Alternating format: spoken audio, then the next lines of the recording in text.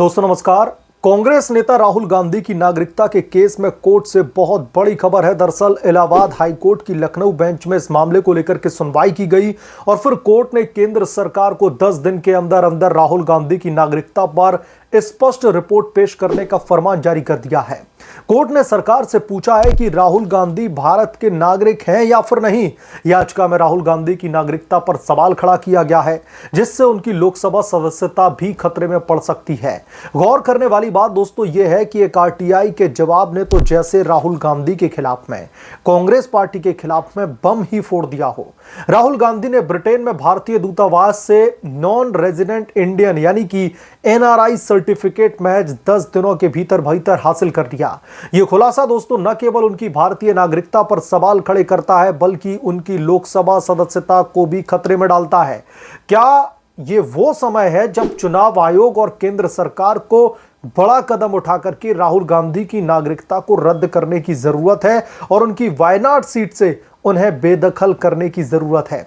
आइए इस घोटाले की परतें खोलते हैं और देखें कि कैसे कांग्रेस पार्टी का ये प्रिंस भारत के लोगों को कहीं ना कहीं एक तरीके से धोखा दे रहे हैं। जो इन्वेस्टिगेटिव एजेंसीज की तरफ से निकल करके सामने आया, जो आरटीआई में निकल करके आया, जो कोर्ट की तरफ से कहा जा रहा है, ये सब कुछ देख करके तो यही लगता है। आरटीआई के तहत मिली जानकारी के मुताबिक राहुल गांधी ने 1 अक्टूबर 2023 को लंदन में भारतीय दूतावास में एनआरआई सर्टिफिकेट के लिए आवेदन किया और मात्र 10 दिनों के भीतर दोस्तों ये सर्टिफिकेट उनके हाथों में थमा दिया गया। आम नागरिकों को महीनों लग जाते हैं ऐसे दस्तावेजों के लिए, लेकिन गांधी परिवार के लिए तो ये सब कुछ फास्ट ट्रैक है। ये सर्टिफिकेट दोस्तों स्पष्ट रूप से प्रमाणित करता है कि उस समय राहुल गांधी भारत के गैर निवासी थे। लेकिन सवाल दोस्तों यहां पर यह है कि एक सांसद जो देश की संसद में बैठता है वो कैसे नॉन रेजिडेंट हो सकता है। यह तो खुला भारतीय नागरिकता कानून 1955 का सीधे तौर पर उल्लंघन है, जो दोहरी नागरिकता को सख्ती से प्रतिबंधित करता है। कांग्रेस पार्टी हमेशा से ही भारत माता की जय का नारा लगाती रही है, लेकिन राहुल गांधी का यह कदम तो देशद्रोह जैसा लगता है। क्या वो ब्रिटिश नागरिक हैं? और रही बात भारत माता की जय, तो आजकल तो कांग्रेस पार्टी के नेताओं को यह बोलने में भी हिचकिचाहट महसूस होती है। वो क्या ब्रिटिश नागरिक है या फिर उनका दिल हमेशा विदेश में ही बसा रहता है? यह खुलासा केवल एक कागज का टुकड़ा नहीं, बल्कि कांग्रेस पार्टी की पूरी विचारधारा पर कहीं ना कहीं सवालिया निशान खड़ा करने जैसा है। पार्टी जो खुद को सेक्युलर और राष्ट्रवादी बताती है, उसके नेता तो विदेशी हितों के पिट्ठू साबित हो रहे हैं। भारतीय नागरिकता अधिनियम के तहत यदि कोई भी व्यक्ति विदेशी नागरिकता ग्रहण करता है या फिर लंबे समय तक विदेश में रहकर के गैर निवासी का दर्जा प्राप्त कर लेता है, तो उसकी भारतीय नागरिकता स्वतः रद्द हो सकती है। और जो इंडियन सिटीजनशिप एक्ट है उसका यह सीधे तौर पर उल्लंघन है, सीधे तौर पर वायलेशन है अगर राहुल गांधी के पास में ब्रिटिश नागरिकता है, क्योंकि डुअल सिटीजनशिप भारतीय कानून में बिल्कुल भी अलाउड नहीं है।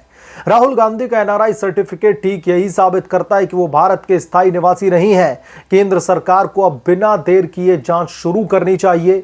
गृह मंत्रालय के पास में पर्याप्त शक्तियां हैं कि ऐसी संदिग्ध गतिविधियों पर कार्रवाई करे। यदि साबित हो गया तो राहुल गांधी ने झूठे हलफनामे दिए हैं, तो न केवल नागरिकता रद्द होगी बल्कि आपराधिक मुकदमे भी दर्ज किए जाएंगे। कांग्रेस पार्टी के नेता क्या कहेंगे अब? वो तो हमेशा मोदी सरकार पर तानाशाही का आरोप लगाते हैं, लेकिन अब जब उनके अपने नेता पर विदेशी वफादारी का कलंक लग रहा है तो फिर चुप्पी क्यों?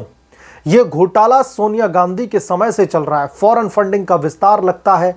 गांधी परिवार की विदेशी संपत्तियां लंदन में जो है तकरीबन 22 करोड़ रुपए की बताई जाती हैं, और ये फैक्ट्स मीडिया रिपोर्ट्स के हवाले से बता रहा हूं, ये मेरे कोई मनगढ़ंत आंकड़े नहीं हैं। 22 करोड़ रुपए की प्रॉपर्टी जो कि राहुल गांधी के नाम या फिर फैमिली ट्रस्ट पर दर्ज है, ये सब उनकी भारतीयता पर सवालिया निशान खड़ा करती है। क्या ये संपत्तियां चुनावी हलफनामे में छिपाई गई?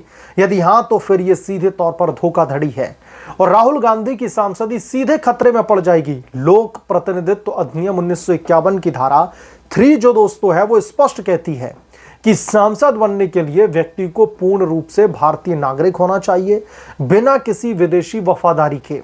राहुल गांधी ने वायनाड से चुनाव लड़ते हुए शपथ ली थी कि वो भारत के वफादार हैं, यानी कि भारत के नागरिक हैं, लेकिन एनआरआई सर्टिफिकेट उनके इस दावे को झूठा साबित करता है।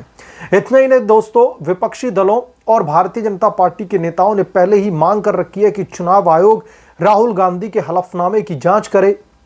राहुल गांधी की तरफ से जो हलफनामा दायर किया गया है, अगर उसमें जानकारी सही नहीं दी गई है तो फिर राहुल गांधी के खिलाफ में एक्शन हो। यदि किसी भी तरीके की कमी पाई जाती है तो उनकी सदस्यता रद्द कर दी जाए और उपचुनाव का रास्ता साफ किया जाए। कांग्रेस पार्टी की दोस्तों ये दुर्दशा देख करके हंसी आती है। पार्टी जो भारत जोड़ो यात्रा करती है, उसके नेता तो खुद भारत जो है जोड़ो मोड में रहते हैं। राहुल गांधी की विदेश यात्राएं, ब्रिटेन में समय बिताना, सब कुछ अब संदेह के घेरे में है।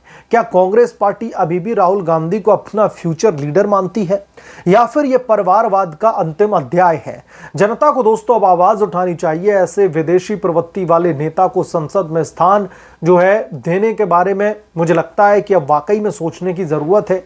यह घटना कांग्रेस पार्टी की पूरी साजिश को उजागर करती है और सबसे बड़ी बात यह है कि राहुल गांधी की सदस्यता को लेकर के जो भी आरोप लग रहे हैं, अगर इन आरोपों में दम नहीं है तो फिर राहुल गांधी या फिर कांग्रेस पार्टी की तरफ से खुल करके इस मामले को लेकर के बात रखनी चाहिए अपनी, क्योंकि कांग्रेस पार्टी को लेकर, राहुल गांधी को लेकर कई बार सवालिया निशान खड़े होते रहे हैं। राहुल गांधी की नागरिकता को लेकर के बार बार सवाल खड़े किए जा रहे हैं। मोदी सरकार ने आरटीआई जैसे कि पारदर्शी उपकरणों से जनता को ताकत दी है, लेकिन कांग्रेस पार्टी क्या कर रही है? तो इसलिए अब समय आ चुका है कि जब कांग्रेस पार्टी के जो युवराज है राहुल गांधी, उनकी नागरिकता पर जब सवालिया निशान खड़े किए जा रहे हैं तो उन्हें अब खुल करके अपनी बात रखने की जरूरत है। इतना ही नहीं, इलाहाबाद हाई कोर्ट की तरफ से जो ये बड़ा फैसला सुनाया गया है और केंद्र सरकार को 10 दिन का समय दिया गया है कि 10 दिन की अवधि के भीतर भीतर आप हमारे साथ में पुख्ता रिपोर्ट जो है पेश करें। आप ये तय करें कि राहुल गांधी के पास में डुअल सिटीजनशिप है या फिर नहीं। अब कोर्ट की तरफ से जो दोस्तों बॉल है वो सीधे सीधे सरकार के, केंद्र सरकार के पाले में डाल दी गई है। और अब देखना दिलचस्प ये होगा कि केंद्र सरकार इस मामले में क्या कुछ कदम उठाती है, क्योंकि याचिकाकर्ता की तरफ से तो बार बार इस बात को लेकर के मांग करी जा रही है कि राहुल गांधी की सांसदी को रद्द किया जाए। राहुल गांधी के पास में डुअल सिटीजनशिप है और इस बाबत उन्होंने कुछ डॉक्यूमेंट्स, कुछ ईमेल भी कोर्ट के साथ में साझा किए हैं और कोर्ट उसी ईमेल के बेसिस पर यह कह रहा है कि अब केंद्र सरकार की यह जिम्मेदारी है कि वो इन तमाम सबूतों को जुटाते हुए, इन तमाम चीजों की इन्वेस्टिगेशन करते हुए इस बात को लेकर के कोर्ट में जानकारी दें। हाई कोर्ट को 10 दिनों के भीतर भीतर तलब करें कि क्या राहुल गांधी के पास में डुअल सिटीजनशिप है, क्या उनके पास में वाकई में ब्रिटेन की नागरिकता है या फिर यह महज सिर्फ और सिर्फ राजनीति के तहत, सिर्फ और सिर्फ पॉलिटिकल वेंडेटा के तहत कांग्रेस को बदनाम करने की साजिश है। जो कुछ भी है इस मामले में अब सच सामने आने की जरूरत है और अब अगले 10 दिनों में राहुल गांधी की नागरिकता को लेकर के जो दोस्तों स्थिति है वो अब कहीं ना कहीं साफ हो जाएगी। अब ये क्लियर हो जाएगा कि राहुल गांधी ब्रिटिश के नागरिक हैं कि नहीं, राहुल गांधी के पास में डुअल सिटीजनशिप है कि नहीं, राहुल गांधी की नागरिकता को रद्द किया जाए, राहुल गांधी की सांसदी छीनी जाए। इन तमाम सवालों के जवाब अगले 10 दिनों में दोस्तों हम लोगों के बीच में होंगे, क्योंकि कोर्ट ने केंद्र सरकार को सख्त निर्देश दिया है कि 10 दिन के भीतर में आप अपना जवाब दाखिल करें। बहरहाल आप क्या सोचते हैं इसके बारे में, आपकी क्या राय है, कमेंट करके जरूर बताएं। जल्द मिलूंगा किसी दूसरे बड़े अपडेट के साथ में, तब तक के लिए धन्यवाद। अगर आप लोग चैनल पर नए हैं तो प्लीज चैनल को सब्सक्राइब करें, साइड बने बेल आइकन को जरूर प्रेस करें ताकि जब भी मैं कोई नया अपडेट लेकर के आऊं, कोई नया वीडियो रिलीज करूं तो इस बात की जानकारी नोटिफिकेशन के जरिए सबसे पहले आपको मिले।